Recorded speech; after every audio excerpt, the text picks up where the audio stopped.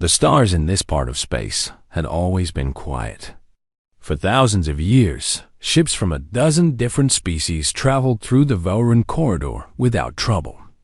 It was the fastest route between the inner colonies and the outer trading posts. Millions of tons of cargo passed through every cycle. Then the ships started disappearing. Captain Daniel Cole stood on the bridge of the USS, relentless, and watched the star map on the main screen. Red dots marked the locations where ships had vanished. 17 dots now. 17 ships gone without a single distress call. "The Galactic Commerce Council is getting desperate," said Commander Lisa Grant. She stood beside him, her arms crossed over her chest. "They've sent their own scouts. None came back. And now they're asking humans to help," Cole said. "We're the only ones who said yes." Cole understood why the other species refused. The Velrun corridor had become a place of fear. Rumors spread quickly among the alien trading guilds. Some said the corridor was cursed. Others claimed ancient weapons had awakened from the dead systems along the route. Most species simply chose to go around, adding weeks to their journeys rather than risk the faster path. Humans did not go around. The Relentless was a heavy cruiser, 30 years old, but still solid. Her hull carried the scars of 6 major engagements and dozens of smaller fights. She was not the newest ship in the fleet, and she was not the strongest. But her crew had served together for 4 years, and that counted for more than fresh paint and upgraded weapons. Lieutenant Kevin Shaw sat at the sensor station, his fingers moving across the console. He was young, barely 26, but he had sharp eyes and quick instincts. "Captain, we're approaching the first debris field." Picking up metallic fragments spread across a 2,000-kilometer area. "On screen," Cole ordered. The view shifted to show the wreckage floating in the darkness. Pieces of hull plating drifted past, spinning slowly in the void. Cole recognized the design immediately. Torvan. The Torvan were traders, peaceful beings who had never fought a war in their entire history. Their ships carried grain and medicine and machine parts. They carried no weapons. "The cuts are clean," Grant observed quietly. "Too clean." This wasn't an explosion or a collision. Something took this ship apart piece by piece. Cole felt a cold weight settle in his stomach. He had seen battle damage before.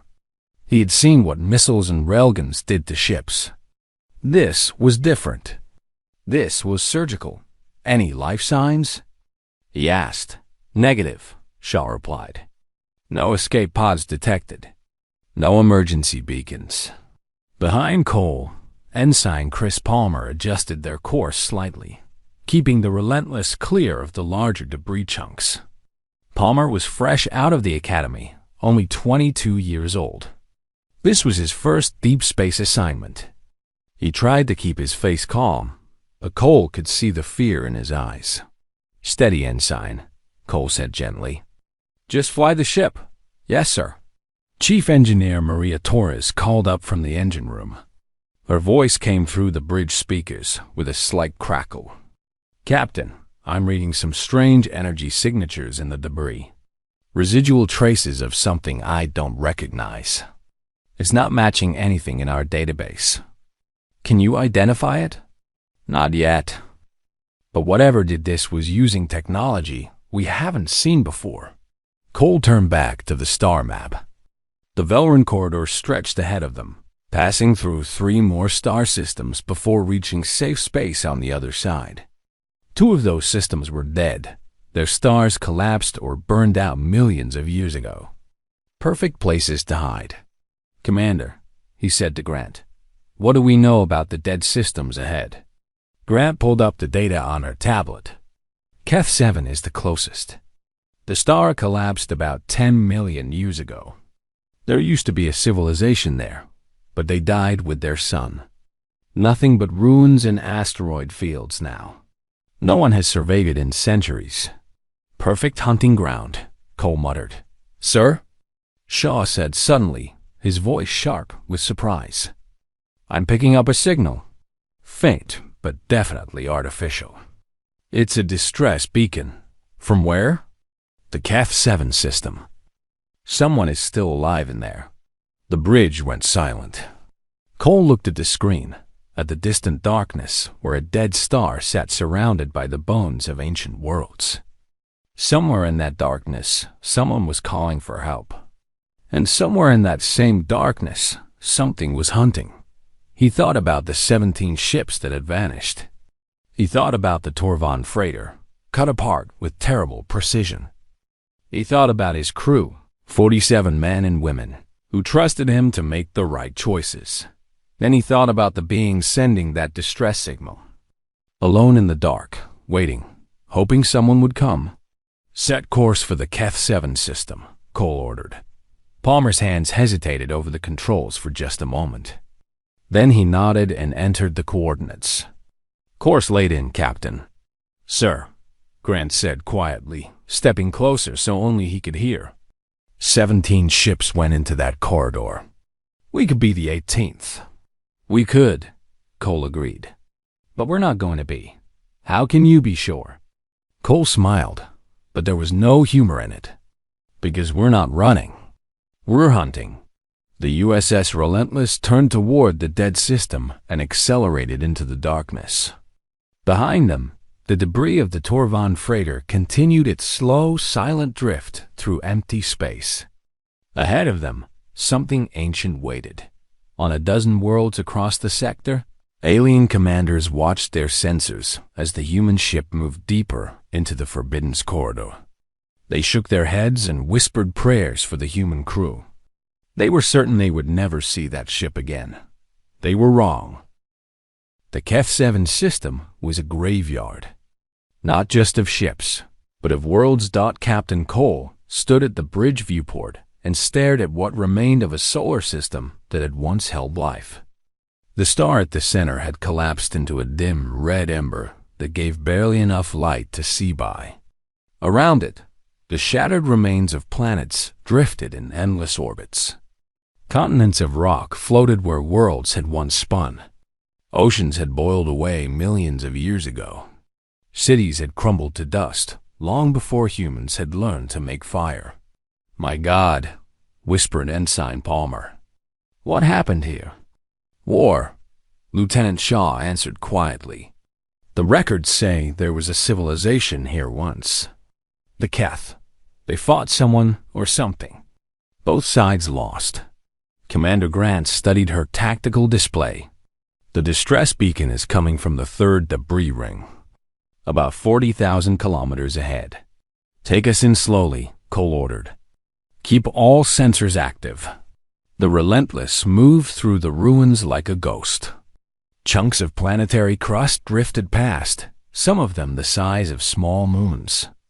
Torres had increased power to the shields. But Cole knew that if they hit something large enough, shields would not save them. After 20 minutes of careful navigation, they found the source of the distress signal. It was a Marathi diplomatic vessel. The Marathi were a peaceful species, known across the galaxy for their skill in negotiation and trade. Their ships were elegant and unarmed.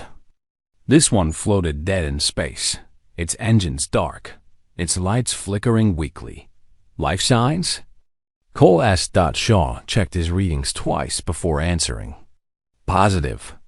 I'm reading 12 Marathi inside. They're alive, but their life support is failing. We need to get them out of there, Grant said. I'll lead a boarding party. Cole nodded. Take a security team. Be careful. 20 minutes later, Grant and her team were aboard the Marathi vessel. The interior was cold and dark. Emergency lights cast red shadows on the walls. The team moved through the corridors with their weapons ready, not knowing what they might find. They found the Marathi crew huddled in a sealed cargo compartment near the center of the ship. 12 beings, their silver skin pale with cold and fear. When the compartment door opened and they saw human faces, several of them began to weep. Thank the stars, said the Marathi captain. Her name was Vorath, and she had served as a diplomat for 30 years. We thought no one would come, We thought we would die here." "You're safe now," Grant told her. "Can you tell us what happened?" Vorath's eyes went wide with remembered terror. "They came from the rocks, from the debris. We did not see them until they were already cutting into our hull. Machines, ancient machines. They wanted to harvest us." "Harvest?" "They take ships apart for materials, metal, electronics, and they take the crews for—" Vorath could not finish the sentence. She just shook her head. Grant felt ice in her blood. "How many of these machines are there?" "We saw dozens. Perhaps hundreds. They hide in the debris fields. Their technology makes them invisible to sensors. We only saw them when they attacked." Grant contacted the Relentless immediately. "Captain, we have a serious problem." She explained what the Mirathi had told her. When she finished, there was a long silence from Cole's end. "Get those people aboard our ship," Cole finally said. "We're leaving this system," but it was already too late. "Captain." Shaw's voice cut through the channel, sharp with alarm. "I'm getting contacts." Multiple contacts emerging from the debris field. "They're all around us." Cole turned to the main screen and felt his heart stop. Shapes were rising from the asteroid fields on every side. Dark, angular machines covered in ancient metal and strange growths that looked almost organic. They moved with horrible purpose, their hulls reflecting the dim red light of the dead star. Tars's voice came from engineering. "Sir, I'm reading their energy signatures now. They match the residue from the Torvan wreckage. These are our killers." The machines numbered in the dozens. Then the dozens became scores. They kept emerging from the debris like insects crawling from a nest. Their formations were perfect, their movements coordinated with mechanical precision. "Commander, get back to the ship now," Cole ordered. "We're moving, but we have wounded Mirathi. We need 10 minutes. You have 5. Move faster." On the screen, the machines began to close in. They made no attempt to communicate. They simply advanced, tightening the circle around the two ships like a noose. Then a sound came over the communications channel. It was a voice, but not a living voice. It was flat and cold and synthetic, speaking in a language that the translation systems struggled to process. "Surrender organic components. Resistance extends suffering." The message repeated, over and over. The same words, the same dead tone. Palmer looked at Cole with fear in his young eyes. "Sir, what do we do?" Cole straightened his shoulders and stared at the approaching machines. He thought about the Torvan freighter, taken apart piece by piece. He thought about the Mirathi crew, hiding in the dark, waiting for death. He thought about what these machines had done for thousands of years while the galaxy forgot they existed. "We fight," he said simply. "All hands to battle stations. Charge all weapons. We're not surrendering anything to anyone." The USS Relentless turned to face her enemies, and the guns began to warm. The first harvester died in a flash of fire. The Relentless opened up with her main guns, and railgun rounds tore through the ancient machine like needles through cloth. The harvester broke apart, spilling components into the void. It had not even tried to dodge. Direct hit. Shaw called out, "Target destroyed." But there was no time to celebrate. A dozen more harvesters surged forward to take its place. Their weapons, strange beam cutters designed to slice ships into manageable pieces, began to glow with ugly red light. "Evasive maneuvers," Cole ordered. Palmer threw the Relentless into a hard turn, just as the first cutting beams lanced through the space where they had been. The ship groaned under the stress, but Palmer kept her moving, dancing through the debris field with skill that surprised even Cole. "They're adapting," Grant reported from her station. She had made it back aboard with the Mirathi survivors just minutes before the fighting began. They didn't expect our weapons to be effective. Now they're being more careful. Cole watched the tactical display. The harvesters were spreading out, trying to surround them again. They were old machines, designed to fight civilizations that had turned to dust 10,000 years ago. Human weapons were newer, faster, more powerful.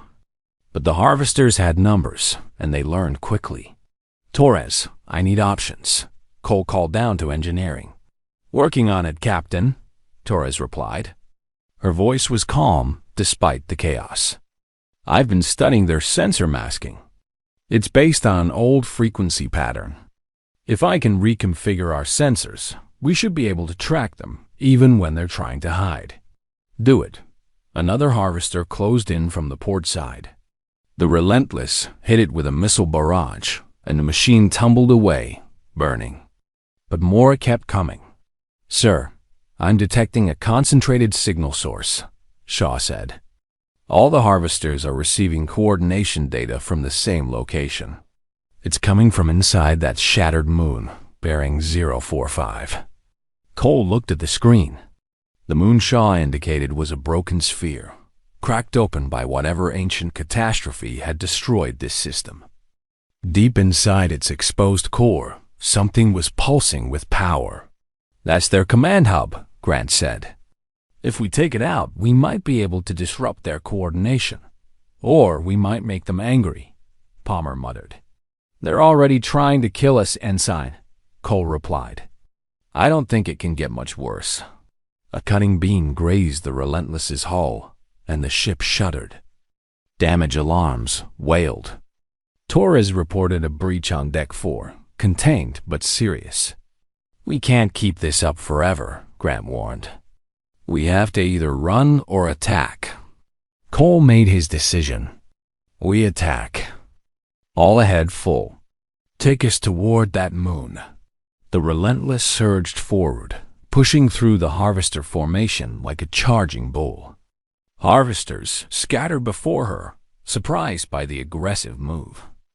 The ship's guns blazed continuously, creating a corridor of destruction through the enemy ranks. Torres's voice came over the comm. "Sensor modification complete. Uploading to tactical now." Suddenly the display changed. Where before there had been empty space, now there were dozens of additional contacts visible. Harvesters that had been invisible, waiting in ambush, now showed clearly on the screens. "I see them all now," Shaw said with grim satisfaction. "No more hiding." "Good work, Torres," Cole said. "Now let's use it." The battle became a deadly chase through the debris field. The Relentless wove between asteroids and planetary fragments, using the cover to limit how many harvesters could attack at once. Palmer's navigation was inspired, finding paths through spaces that seemed too narrow for such a large ship. A harvester got too close, and its cutting beam sliced through a section of the outer hull. 2 crew members died instantly. 3 more were wounded. Cole felt each loss like a physical blow, but he could not stop. Stopping meant death for everyone. "Almost there," Palmer announced. 2 minutes to the command hub. The harvesters seemed to sense the danger. They stopped trying to capture the Relentless and began attacking with everything they had. Cutting beams and projectiles filled the space around the ship. Shields flickered and failed in sections. Fires broke out on 3 decks, but the crew of the Relentless did not break. Torres kept the engines running through sheer force of will. Shaw tracked every enemy contact and fed targeting data to the gunners. Grant coordinated damage control teams, sealing breaches and fighting fires. Palmer flew like a man possessed, finding survival in spaces that should have meant death, and Cole stood at the center of it all, steady and calm, his voice never wavering as he gave orders. "Target in range," Shaw reported. Through the viewport, Cole could see the command hub. It was a structure of black metal and strange organic growths, built into the heart of the broken moon. Lights pulsed along its surface in patterns that hurt to look at. It was old. So very old. And it had been killing for longer than humanity had existed. "All weapons fire," Cole commanded. The Relentless unleashed everything she had. Railgun rounds, missiles, energy weapons, all concentrated on a single point. The command hub's shields flared and buckled. The structure itself began to crack. "Keep firing." The hub exploded. A wave of energy rippled outward, washing over the Harvester fleet. And suddenly, the machines stopped. They went still in space, their coordination signals gone, their ancient programming interrupted. "They're confused," Grant observed. "They don't know what to do without central command." But Cole was not celebrating. He was looking at his sensors, where new contacts were appearing at the edge of the system. Many new contacts. "Sir," Shaw said quietly, "I'm reading over 200 Harvester signatures, jumping into the system. Reinforcements. They must have called for help before we destroyed the hub." The bridge fell silent. They had won a battle, but the war had just begun. 217 contacts. Cole stared at the number on the tactical display. The reinforcement fleet was still forming up at the edge of the system, but they would not wait long. The Relentless was damaged, low on ammunition, and alone. "Captain," Shaw said, "I'm also detecting something else." Inside the command hub wreckage. "Life signs. Life signs? How is that possible?" Shaw shook his head in confusion. The hub must have had holding cells. Containment units. There are beings still alive in there. At least 20 of them from multiple different species. Grant understood immediately. The specimens. The Marathi captain said the Harvesters collected organic components. They've been keeping victims alive. Stored. Cole felt sick. 10,000 years. The Harvesters had been operating for 10,000 years. How many beings had they taken? How many had they kept, frozen in time, waiting to be processed? "Can we reach them before the reinforcements arrive?" Cole asked. Torres's voice came from engineering. Exhausted, but still sharp. "The hub is breaking apart. I give it 30 minutes before the structural integrity fails completely. If those containment units lose power, everyone inside dies. And the reinforcements?" Shaw checked his calculations. "At their current speed, they'll be in weapons range in 40 minutes. 10 minutes. They had 10 minutes of margin." "We're going in," Cole decided. Grant looked at him with surprise. "Sir, if we stay to rescue those prisoners, we might not make it out. We've already lost people. We're barely holding together." "I know." Cole met her eyes. "But I'm not leaving anyone behind. Not if there's a chance to save them." He turned to face the entire bridge crew. They were tired. They were scared. Some of them were wounded.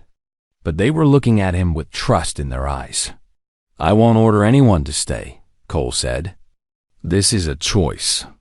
We can run now and probably survive. Or we can try to save those people and risk everything. I know what I'm going to do. Anyone who wants to leave, I won't blame you." No one moved. Palmer spoke first, his young voice steady despite everything. "I'm staying, sir. I didn't join the fleet to run away." "Same here," Shaw added. One by one, every person on the bridge made the same choice. Down in engineering, Torres reported that her entire team was ready to keep the ship running as long as needed. In the medical bay, the doctors prepared for more casualties. In the cargo hold, the rescued Marathi watched with wide eyes as humans chose to risk their lives for strangers. "Commander," Cole said to Grant, "take a team to the hub. Get those people out." Grant nodded and moved. Within minutes, she and a team of 10 were aboard a shuttle, flying toward the crumbling remains of the Harvester Command. Structured dot, the hub was a nightmare of twisted metal and failing systems. Grant led her team through corridors that pulsed with dying lights. Strange fluids dripped from ruptured pipes. The air smelled of ozone and something older, something that had been sealed away for millennia. They found the containment chamber deep in the structure's core. It was a vast room filled with transparent cylinders, each one holding a living being in suspended animation. Grant saw species she recognized and species she had never encountered. Some of them had been here for centuries. Some had been taken only weeks ago. "Start the extraction," she ordered. "Get them all." Her team worked fast, disconnecting cylinders and loading them onto portable grav sleds. The structure groaned around them. Pieces of ceiling fell. Time was running out. "Commander," one of her team called out, "I found something." Grant went to look. In a separate section, there were smaller cylinders. Children. Being so young, they had not yet reached maturity by their species standards. They floated in the preservation fluid, their eyes closed, their faces peaceful. Grant felt rage burn in her chest. The harvesters had taken children. They had kept them like specimens in a collection. "Get them all," she said, her voice hard as steel. "Every single one." Back on the Relentless, Cole watched the reinforcement fleet begin to advance. They were moving faster now, as if sensing that their prey might escape. "Shuttle is returning," Shaw reported. Commander Grant reports 19 survivors recovered. 8 different species, including 3 juveniles. "Get them aboard fast. As soon as they're in, we run." The shuttle docked hard, barely slowing down before hitting the bay. Grant's team rushed the survivors to medical. The containment cylinders were still active, keeping the beings inside stable until they could be properly revived. "All aboard," Grant reported, breathing hard. "Palmer, get us out of here," Cole ordered. The Relentless turned toward the edge of the system and accelerated. Behind them, the Harvester reinforcement fleet gave chase. The ancient machines were faster than expected, closing the distance with mechanical determination. "They're gaining on us," Shaw warned. Torres pushed the engines harder than they were designed to go. The ship shook with the strain. Warning lights flashed across every console. "Come on," Cole whispered. "Come on." But the numbers did not lie. The harvesters would catch them before they could reach safe space. There were too many enemies, and the Relentless was too damaged. Cole looked at the tactical display for a long moment. Then he made a decision. "Shaw, open a channel. All frequencies. Maximum broadcast power, sir. I'm going to send a message." The message went out on every frequency the Relentless could broadcast. It carried everything. Sensor data on the harvesters, their weaknesses, the modification that made them visible, tactical information from the battle. It was everything they had learned, packaged into a single transmission that screamed across the void. "This is Captain Daniel Cole of the USS Relentless," Cole said into the recorder. "We have engaged hostile machines in the Keth 7 system. Ancient harvesters. They have been taking ships for over 10,000 years. We have found a way to detect them, and we have hurt them. I am transmitting all tactical data now. If we do not survive, use this information. Find them. Stop them. Do not let anyone else disappear into the dark." The message ended. The transmission continued, repeating automatically. "Sir," Shaw said quietly, "that message will reach the fleet positions at the corridor's edge. They'll know what we found." "Good," Cole replied. Then it wasn't for nothing. The harvesters were still gaining. 200 machines, closing like a tide of metal and death. The Relentless had nothing left to throw at them. Her ammunition was nearly gone. Her shields were failing. Her hull was scarred and breached in a dozen places. Cole prepared himself for the end. He had made peace with it. His crew had saved 19 beings from a fate worse than death. They had sent a warning that might save thousands more. It was enough. It had to be enough. Then Shaw's console lit up with new contacts. "Captain!" New signatures jumping into the system. They're coming from the corridor entrance. Cole spun to look at the display. 7 ships were emerging from jump space. Not harvesters. Not human either. Identify them. Shaw's voice cracked with disbelief. Tovan Warship. Marathi cruiser. 2 Calyx destroyers. A Voss battlecruiser. 2 more I don't recognize. Sir, they're all accelerating toward us. A new voice crackled over the communications channel. It was deep and rough, speaking the common trade language with a heavy accent. Human vessel Relentless. This is Commander Threws of the Calyx destroyer Stormwing. We received your message. We are here to help. Cole could not believe what he was hearing. Commander, your people said the corridor was cursed. You said no one would enter. We were afraid, Threws admitted. We waited at the edge while you went into the dark alone.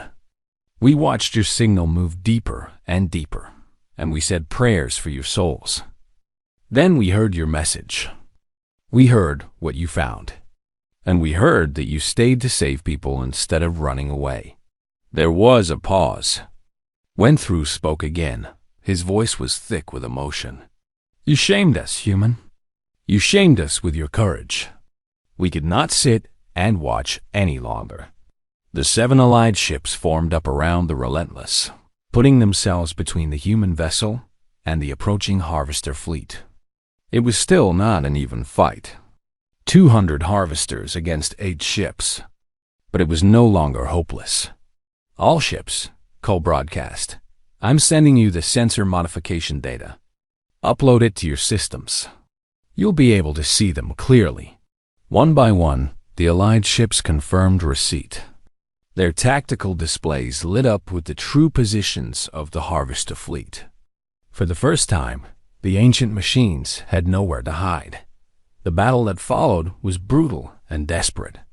The harvesters were many, but the allied fleet had something they lacked. They had coordination. They had trust. They had the willingness to sacrifice for each other. The Torvan Warship, crewed by a species that had never fought a war, ran the harvester formation to protect a damaged Marathi cruiser. The Calyx destroyers wove through the enemy fleet, drawing fire away from the Relentless. The Voss battlecruiser stood like a fortress, her massive guns tearing harvesters apart by the dozen. And in the center of it all, Torres made a decision. Captain, she called from engineering, I can end this. If I overload the reactor, I can create an electromagnetic pulse strong enough to fry every harvester in the system. But it will cripple us. We won't have power for engines or weapons.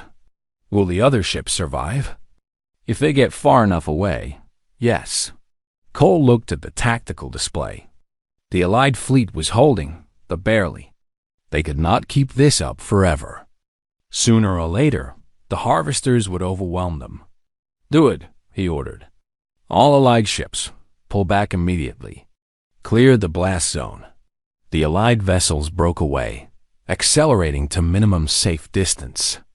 The harvesters pursued, sensing victory.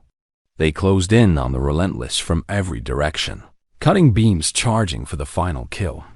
Torres activated the overload. For a single moment, the USS Relentless became a small sun.